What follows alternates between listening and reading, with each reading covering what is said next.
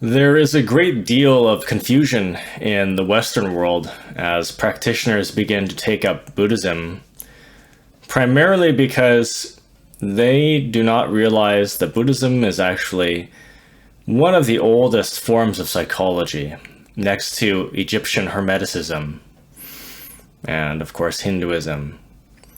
So it occupies a very unique space as spiritual, the most spiritual of all psychologies and the most psychological of all of them, largely because it lacks a theistic center. So when Western intellectuals and scholars and artists first began to discover Buddhism, they were quite astonished by the elaborate information and incredible detail that it provides regarding the inner workings of the human mind. It stands apart from other religious teachings to some extent because, while other religions understand human corruption and greed and hostility, Buddhism tends to view these as dysfunctions to be risen above through the help of an exterior, or rather, not Buddhism, but some of the other traditions and religions believe, at least not traditionally, but in the norm, culturally, and as things progressed, there was a change that the primary or major functioning is that, or the basis is that these are dysfunctions that are risen above through the help of an external agency. So in Christianity, for example, the premise became that you cannot solve these problems alone. It's not an inner working and it doesn't require much effort. You need the faith in Jesus. That's the reliance, that's the requisite. And other theistic structures similarly rely on a God figure. But Buddhism is unique in insisting that no external agency will do the work for you. That's not to say that intrinsically these religions have a fundamental framework of relying actually on your own effort and seeking guidance from external agencies, external deities or gods, or figures like Jesus.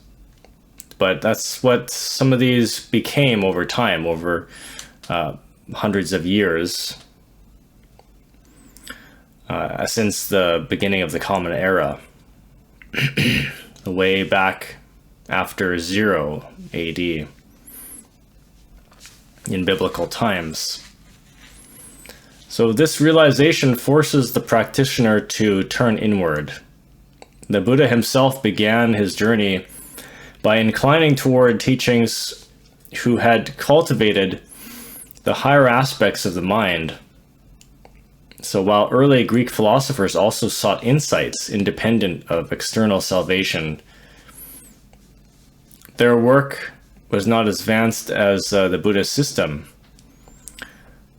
Modern Western psychology is fairly recent, very recent compared to ancient biblical times. And there's an enormous industry that emerged to fill a role that previously was held by philosophers. So the first department of psychology in the United States was established at Harvard in the late 1800s. And because there were no psychologists at the time, they had to borrow William James, a great thinker in American philosophy, to start the department. James is now possibly even more famous as a psychologist than a philosopher, particularly for his 2-volume set, The Principles of Psychology. James had been wrestling with the exact same central issues found in Buddhism, especially the nature of the self. So most global cultures and religions assume an immortal stable and unchangeable self that persists beyond death. This is often a folk idea that suggests if the body collapses, then there's something solid and indestructible that must remain. To some extent, Buddhism denies this. Something does remain, but it's subtle. It doesn't lean purely into materialistic or annihilationist views. Because if we look at it as, yes, maybe a soul remaining after death, it's subtle, it's not tangible, but it is eternally in heaven or hell, or eternally ceases to exist, right? And annihilationist point of view or belief, suggesting that everything finishes. Buddhism finds that middle ground, and this is exactly what William James struggled with. In his chapter titled The Self, James described it as one of the most curious and difficult subjects of all. And reading his work, James was almost Buddhist in his perspective. James had been influenced by German researchers, but he also had direct encounters with Hinduism and Buddhism. It's worth noting that post-Buddhist Hindu teachings, like the Bhagavad Gita or the Yoga Sutras of Patanjali, were significantly influenced by Buddhist thinking. Even if certain teachers and gurus may not want to admit this. So these Eastern psychological ideas reached the West through forums like the 1893 World Parliament of Religions in Chicago. William James attended this event and interacted with Buddhist thinkers like Anagarika, Dharmapala, and Swami Vivekananda, who introduced him to the idea of training the mind. And it was here that Mr. James was taught mindfulness.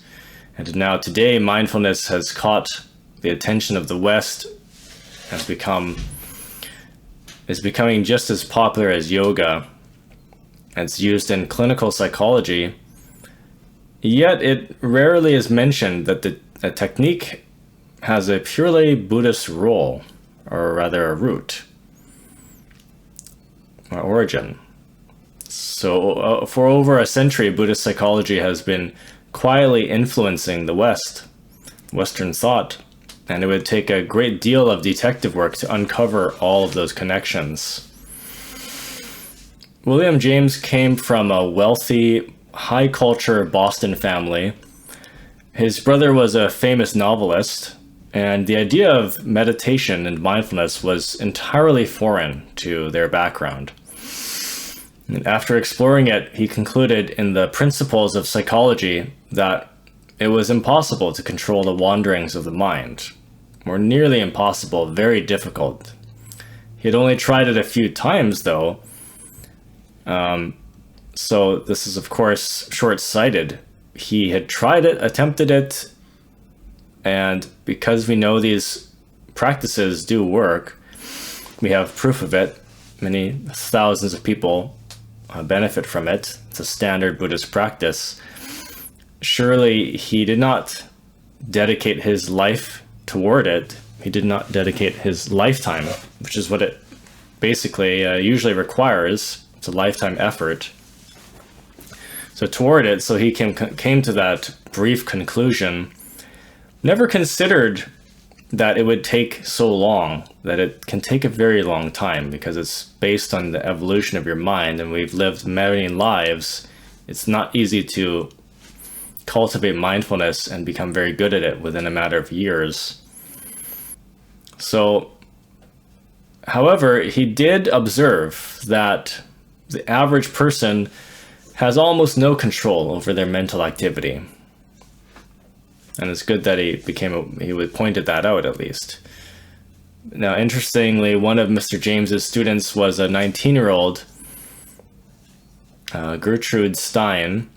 She became a mentor to iconic artists like Picasso and Hemingway, and invented the stream of consciousness writing style. So she was brilliant.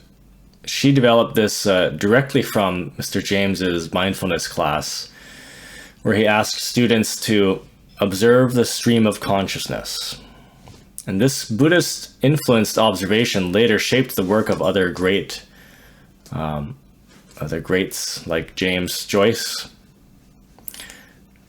There is a massive overlap between these worlds that most Westerners remain unaware of, simply because they do not study the crossing routes of Buddhism and Western philosophy, as we have come to know it.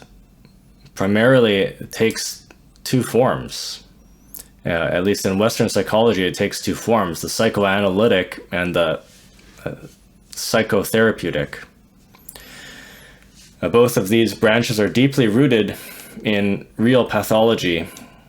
Sigmund Freud and his contemporaries built their systems because people were arriving at their offices with extreme levels of suffering so intense that it fundamentally impeded their ability to function in daily life. And because of this, Western psychology is grounded in the study and treatment of severe dysfunctions. But Buddhism, however, is not grounded in the same way. And while it can be definitely helpful with pathology, it begins with the perspective or the fundamental understanding that all existence, even for those who are highly functional and well-adjusted, is to one degree or another pathological and conditioned. Buddhism suggests that even a normal life, psychic pain is inevitable and a certainty. It's simply a matter of time before it manifests, especially in the ordinary life, a life that does not follow the superior laws of the universe, that does not have an upright kind of religion or way of life. So the Buddha was seeking what we might call a supernormal psychology, a superhuman mind. So he provided plenty of normative advice for living a good, moral, and blessed life, found in various suttas, but his ultimate aim was the highest possible goal conceivable for a human being. And humans seem to have an innate drive for this. For at least 50,000 years, we've been crossing oceans and walking vast distances and discovering new lands. And now we're even sending expeditions into space. So we're never satisfied with the status quo. With whatever we get, whatever we achieve, we always want to reach the ends of the earth and beyond. And the Buddha understood this drive and provided ultimate ideas to satisfy it. But compared to this, ordinary Western psychology can seem somewhat conservative and dull, as it often only tries to make people slightly more functional rather than truly integrated and whole, and is transcendent of the human condition. So it was only much later that Western psychology began to explore the idea of, or the nature of happiness. And one of the early figures who bridged this gap was Carl Jung. So he was a contemporary of Freud. Jung was strongly influenced by Eastern ideas, including Taoism and Buddhism and yoga. But both Freud and Jung were products of the late 19th and early 20th centuries, living through the Second World War. So as modern men, they were preoccupied with scientific credibility. Freud often struggled with this, holding on to several unscientific ideas, but Jung felt that the purely scientific approach was too narrow. And in a very unusual move for a Swiss psychiatrist in the 1920s, Jung began practicing yoga alone in his chalet. And this was a very strange and overwhelming experience for him, that he actually suffered side effects and approached a mental breakdown. So because of his own struggles, he warned Westerners to not take up Eastern spiritual traditions, fearing that we were not ready for them or it would overwhelm us. And at the time, Jung was likely right because the West had so little proper information or context for these practices. Today, at least, the situation has changed. There are yoga studios everywhere. Mindfulness is talked about everywhere. You can go to meditation retreats now, astral projection retreats.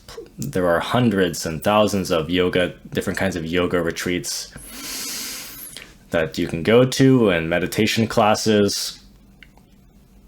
And so the culture, without causing widespread psychotic episodes, has been more integrated.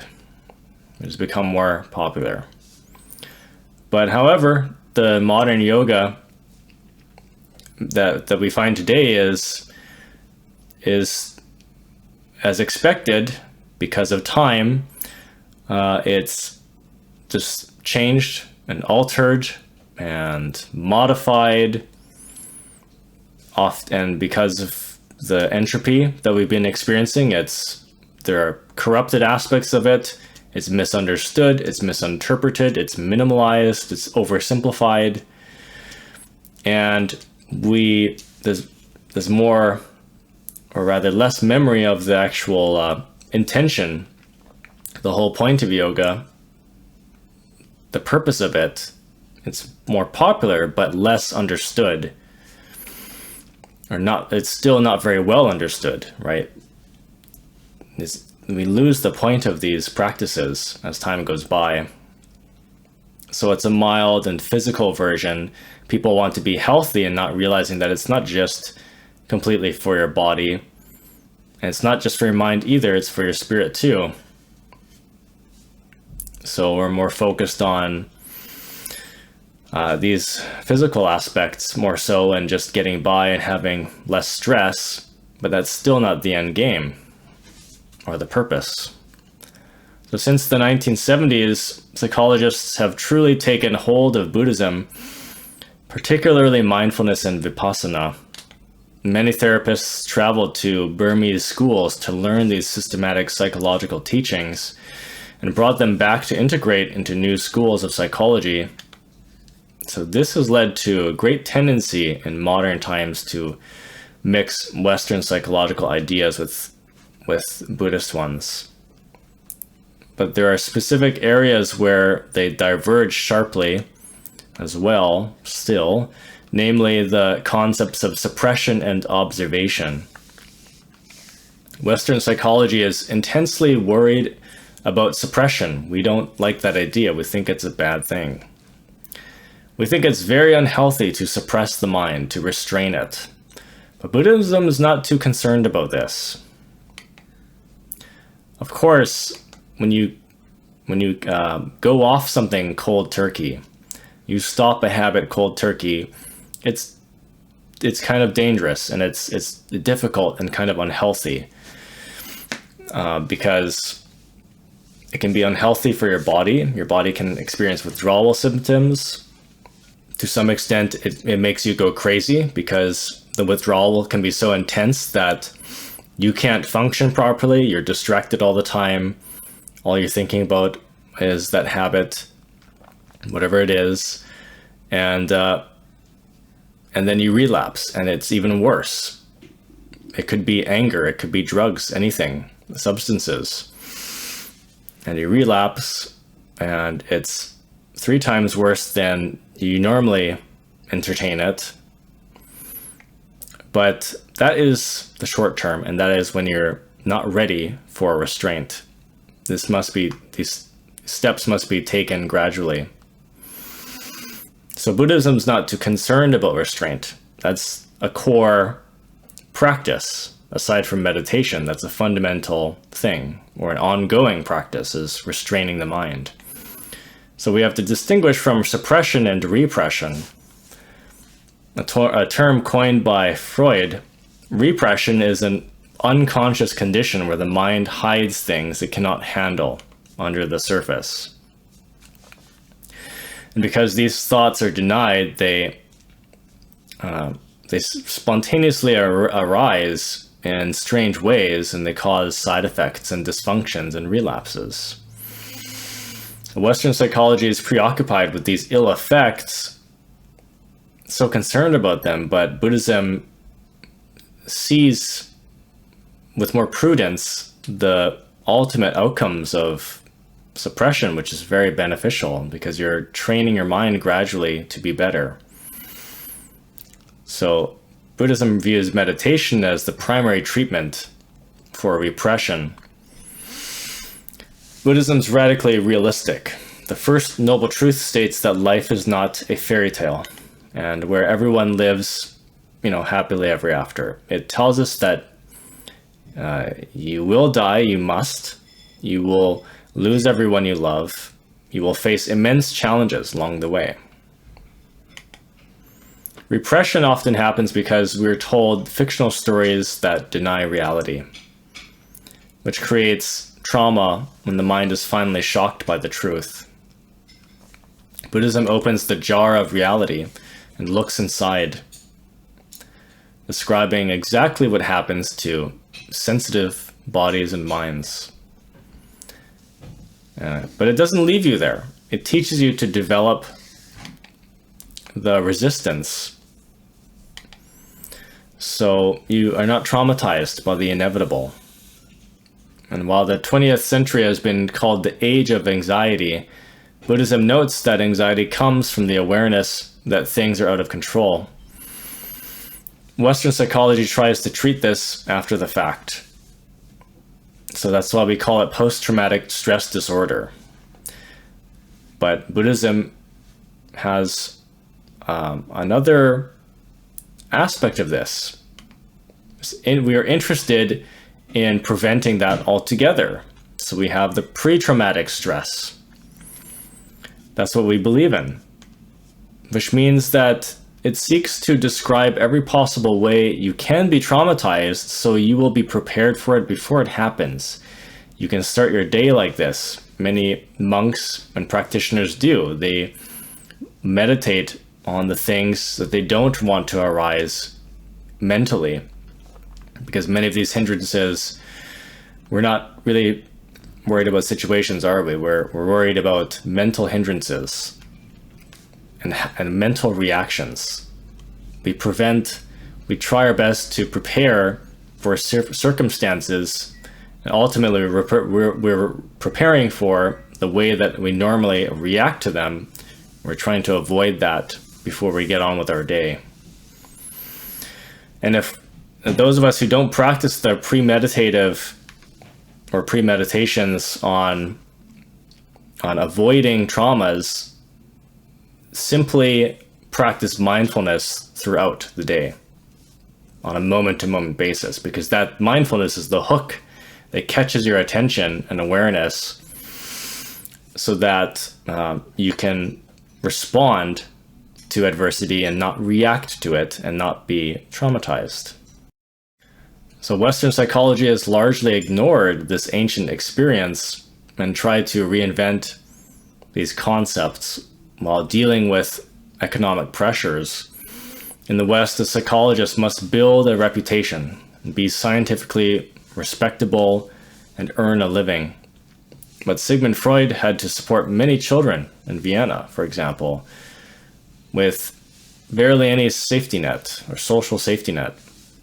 He needed his wealthy patients to visit him 5 times a week, and that's how he got by, just to survive. Many ideas in Western psychology are tied to money and livelihood and fame, and Buddhism's different. It is ancient. It does not need money. Monks don't have families, so you don't need as much money to support your family. They don't encourage having them. And they don't encourage making it up as you go.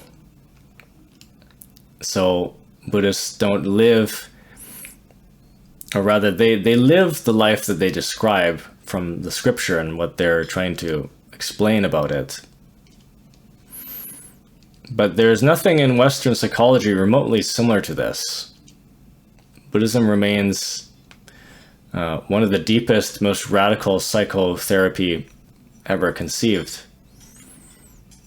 It makes Western clinical treatments seem more like remedies for symptoms, even a hobby by comparison.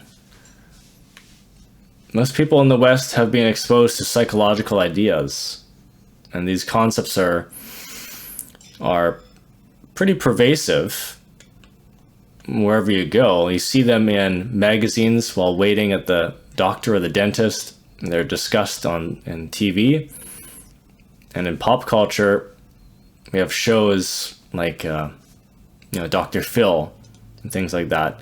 And in recent years, Western psychology has even integrated Buddhist teachings like mindfulness, but it has become a word adopted by mindfulness in particular, adopted by psychologists and used in schools and hospitals and clinics.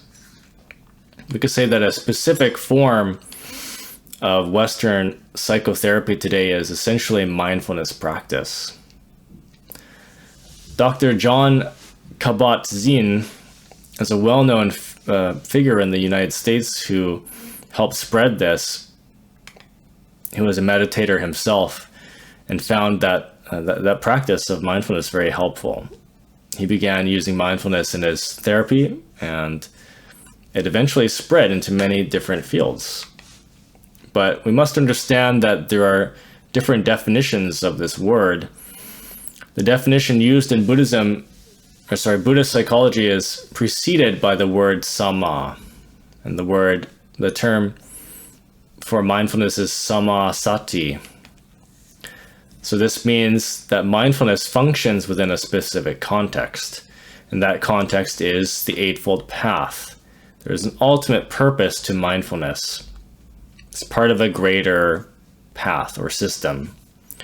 And the Eightfold Path is the holistic aspect of Buddhism. So in psychology, holistic means treating the person as a whole, rather than focusing on just one dimension, such as a symptom. If you have a specific issue, you may need to look at a broader area of your life, right? That issue doesn't come from nowhere. It has a cause. So for example, if a patient is complaining about some indigestion, they're bloated all the time and burping all the time, even though they only eat a few bites of food per meal, a doctor might ask about their family life. It might turn out that the family situation is really stressful, and it's been like that for months on end. And the patient has been working a lot and not sleeping well. They've been drinking too much coffee too, maybe. That could be the source of the pain. So instead of, in traditional medicine these days, or sorry, not traditional, in modern medicine, we give those people, Rolex. You can buy at a store, you get your Gaviscon, your antacids, and you've cured the symptoms. But that's not the same, right? Is it? Of addressing the stress and the excess of coffee and things like that. So individuals are profoundly affected by the society around them.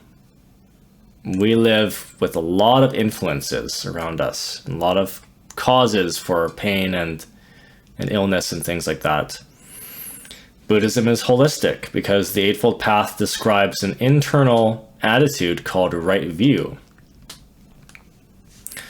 It also prescribes how one should speak and act. And furthermore, it provides exercises to develop the mind. These are found in the last 3 factors of the path. These are samaviyamo, or actually vayamo, or right effort. There's samasati, or right mindfulness, and samasamadhi, or right absorption or concentration. So this is a holistic prescription for every aspect of your life. It's a universal system. The 5th factor of the path is right livelihood. So certain types of work, you can see how this is covering all of the human condition. Your work life, your perception, your body, your energy. Certain types of work are considered damaging to a person's health, right? Physical health, mental health, you name it. And there are many jobs that are acceptable. Buddhism adds that a strong ethical dimension to how you earn a living is important too. It's not entirely foreign to Western thinkers. Sigmund Freud said the 2 most important things for people are work and love. These 2 factors overwhelm our lives, predominate. We spend most of our time at work. We spend typically, generically 8 hours a day, 5 days a week, or with the people we love. And oftentimes we don't have a lot of time for people outside of that. So the people we work with become our friends, and we often meet our partners and spouses through work as well. So psychologists spend much of their time dealing with these relationships that we get ourselves into. And they're so interested in sexual ones and romantic relationships and our family lives. Now, Buddhism includes livelihood as one part of a much larger picture. Ordinary Western psychology often leaves out the development of the higher mind. So this is key. This is called the adhicitta. The Buddha didn't think that being a well-adjusted or kindly person was enough. He believed that there was more. You could become more. You could evolve into higher states. So he believed there were higher possibilities for human beings. These states that may not be possible, that seem impossible for some people. This is a distinctive feature of the Dhamma. Buddhist psychology incorporates a supra-sensible or suprahuman or supraconscious element. It's explicitly stated that ordinary people will not encounter these states without this specific training. So normative psychology recognizes fulfilling human experiences, typical human experiences, but it's often afraid to speak about extraordinary capacities or the potential, developing a greater human potential than what we're used to. It's only in the last few decades that have Western schools begun to focus on high states of happiness or development. When you read that kind of psychology, the authors often refer specifically to Buddhist meditation or the lifestyle of monks. Such topics are now allowed in modern scientific discussions. However, confusion often arises when Westerners go to meditate. They wonder how much they should invest in their personal history. Western psychology is built on the idea that your relationship with your parents and your childhood determine who you are now. But when you read the earliest Buddhist scriptures, you find almost no investigation of personal life history. The suttas don't see early life events as the primary cause of your present existence. Instead, they talk about universal trauma. So the first noble truth lists the ways that all humans suffer. One of these is the loss of people around us. If a mother loses her child, there is suffering. If a child loses a parent, there is suffering. In wars, people can lose their entire extended family. This happened in the time of the Buddha, and it happens today. These events are obviously traumatic. There's an ancient story of a mother who lost both of her children on the same day. One was swept away by a river, and a bird took the other. And at the same time, her parents died, and her house was burned down. So this sounds incredible, but these kind of situations can happen. Very similar ones do. Not as likely, but more common, severe, traumatizing situations occur all the time. We see news accounts of people losing much of their family to a fire, or a flood, or earthquakes. So Western psychology is established around a scientific view to treat these things after the fact. And however, it's not preparative. So we usually can't discuss what happens after death. We can't prepare for it. It might look at near-death experiences, but it stays within the bounds of this life. This is what distinguishes it from Buddhist point of view. However, a fundamental part of the Buddhist view is the possibility that the mind will continue after death. This is a profound psychological concept. If you have a notion of a future determined by your current thoughts and speeches and actions, your life becomes meaningful and coherent. The idea of a meaningful future that persists beyond death, the death of yourself and others, is a concept that activates circuits in your brain. It gets you thinking differently. I'm using the modern word brain here, but you'll not find that specific term in any ancient Buddhist teaching, because the scriptures refer to the mind with great sophistication.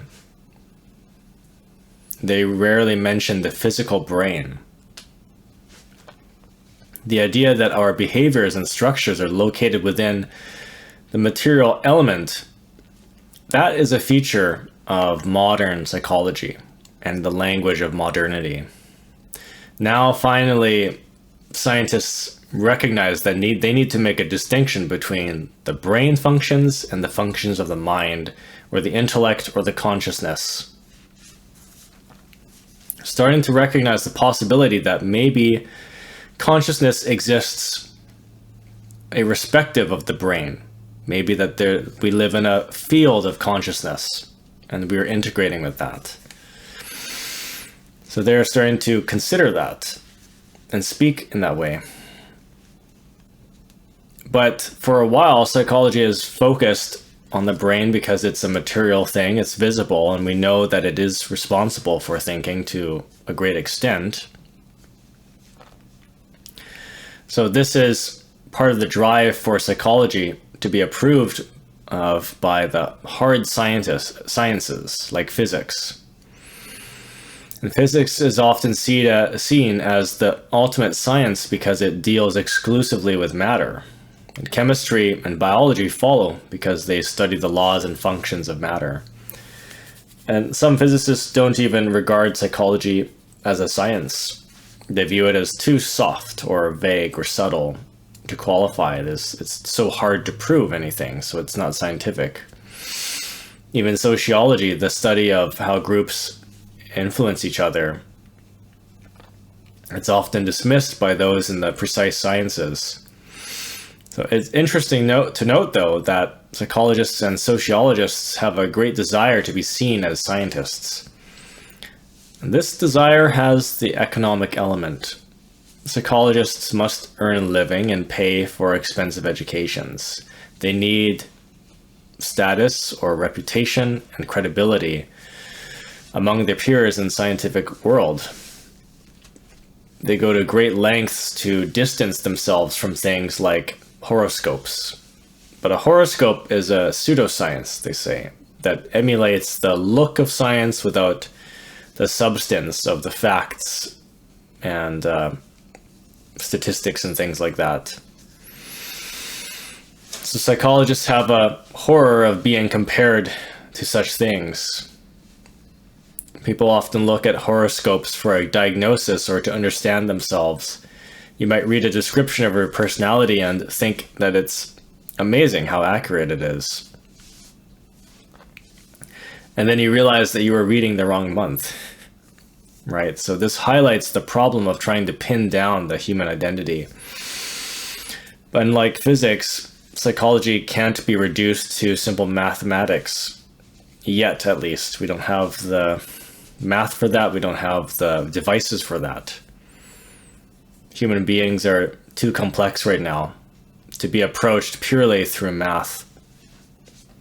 Although the West tries to use statistics and IQs to test and measure the mind. We've only gone so far. So Buddhism has a significant advantage over modern psychology because it is ancient. It has sustained whole cultures for millennia. It's based on profound and systematic studies of the human mind. For 2,500 years, an experiment has been running. It involves taking people and placing them in highly structured communities called sanghas. These people are surrounded only by wise and well-behaved people who abstain from the 5 hindrances and who do not perpetuate the wheel of existence. So these are people who are, for the most part, they try to not be violent or hateful. They try to not be greedy with lots of desire, and they try to not be ignorant. With the Dhamma, they are not ignorant.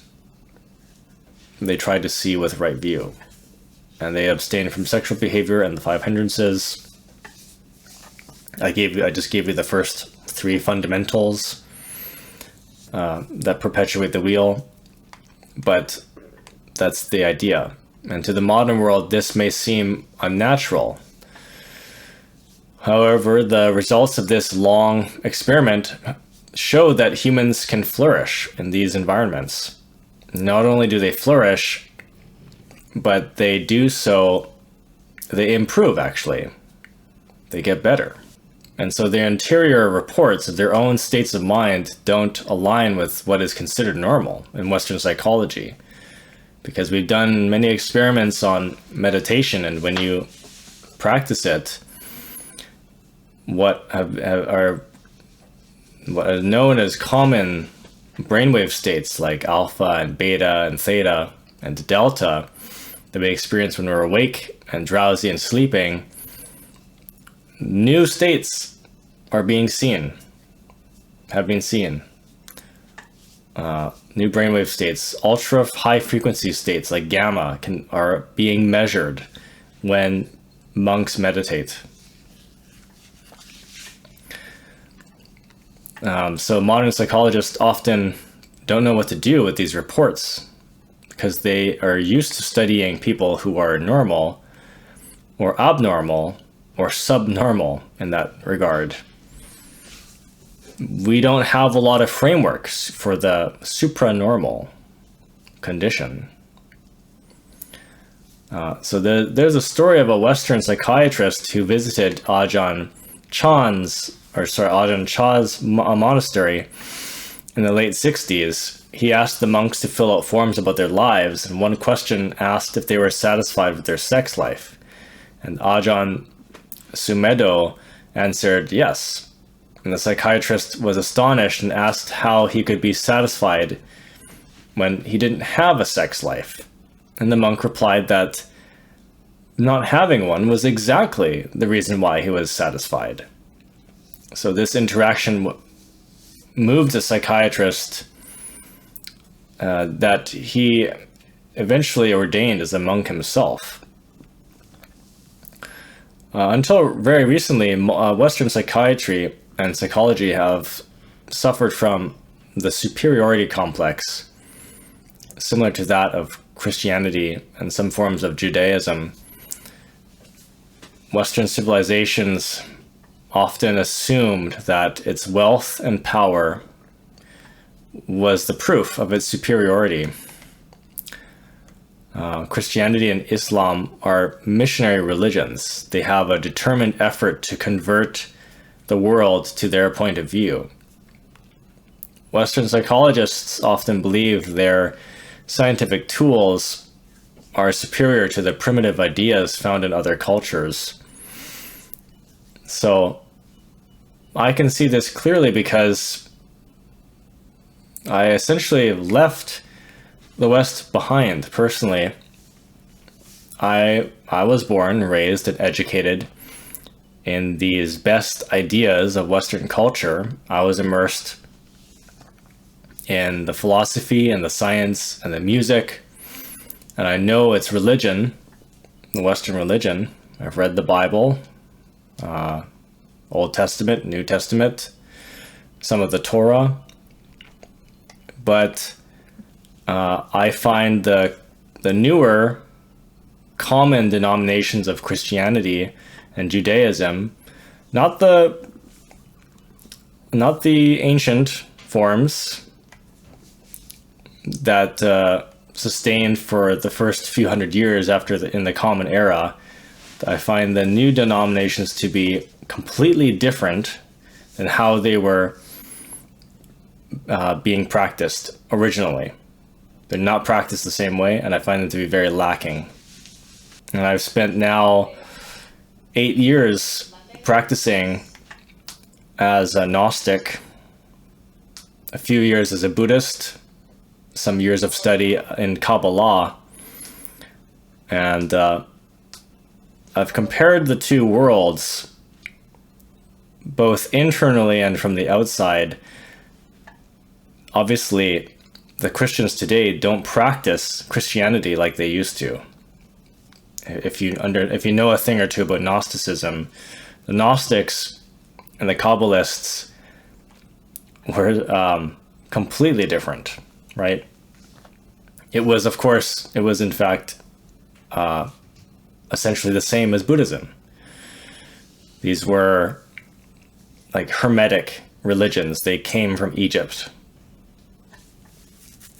So I can see that unconscious assumptions and the technical suspicion that Westerners often hold toward Buddhist psychology. And this is changing as more psychologists and anthropologists come to practice in a serious way. They find that it assists them a lot in their own work. However, we're still emerging from a time when the two backgrounds were very different. When you practice, you must reflect on the assumptions you've picked up from your upbringing and the popular psychology of your culture. You have to sort out what you are bringing into your practice. You might discover that you're assuming that these two systems are identical when they actually have many different versions. And today, at least, different visions as well. So in summary, Buddhism is a practical psychology that demonstrates exceptional results. These are not just normative results for the mundane life or for the ordinary person, like recovering from a mental illness. They are extraordinary. Developing higher states of consciousness, loving kindness, resilience, and compassion. So while some people in the West remain skeptical, modern neuroscientists who study this without prejudice sincerely are seeing remarkable differences in emotional capacities of people. It's difficult to measure feelings with a machine, but we have a long history of observation now. In monastic communities, people are observed over 60 or 70 years. Just one person, for example, or one group. Each person is observed for almost the entire life. Their speech and behavior are known to everyone. And there's nothing equivalent to this level of observation in Western psychology.